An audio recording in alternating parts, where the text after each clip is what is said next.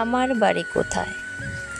আজ আমার বিয়ের 10 বছর পর আমি খুঁজে পাচ্ছি না আমার বাড়ি কোথায়। যে বাড়িতে জন্ম নিয়েছি, বড় হয়েছি, পড়াশোনা করেছি, সেটা নাকি আমার বাবার বাড়ি। আর যে বাড়িতে আমাকে বিয়ে দিয়েছে সেটা নাকি আমার শ্বশুর বাড়ি, আমার স্বামীর ঘর, আমার নিজের ঘর। বিয়ের পর স্বামীর ঘরই নাকি মেয়েদের আসল বাড়ি।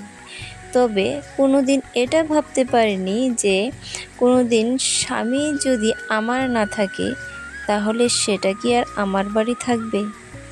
সত্যি, আজ বিয়ের 10 বছর পর সেই দিনটা আমার জীবনে আসলো। আমার স্বামী আর আমার রইল না। আমি কোনোদিন ভাবতে পারিনি যে আমার স্বামীর বাড়ি থেকে আমাকে এইভাবে বেরিয়ে যেতে হবে। আমার স্বামী তার জীবন থেকে এইভাবে আমাকে মুছে ফেলবে। যে স্বামীর বাড়ি আমার নিজের বাড়ি ছিল, সেই স্বামী এখন আমাকে পর করে দিল। তাহলে বলুন তো, এখন আমার বাড়ি কোনটা? প্রথম জীবনটা তো কাটিয়ে দিলাম বাবার বাড়িতে, বাবার ভরসায়। তারপর বিয়ের পর চলে গেলাম স্বামীর বাড়িতে, স্বামীর ভরসায়। আমরা মেয়েরা এমনই, প্রথমে থাকি বাবা বা ভাইয়ের ভরসায়, আর তারপর থাকি স্বামীর ভরসায়। আমরা মেয়েরা এমনি অন্যকে ভরসা করতে করতে নিজের উপর নিজের ভরসাটাই হারিয়ে ফেলি। কোনোদিন এটা ভাবি না যে কোনোদিন যদি আমরা একা হয়ে যাই তখন আমাদের কি হবে, কি করে আমরা বাঁচব।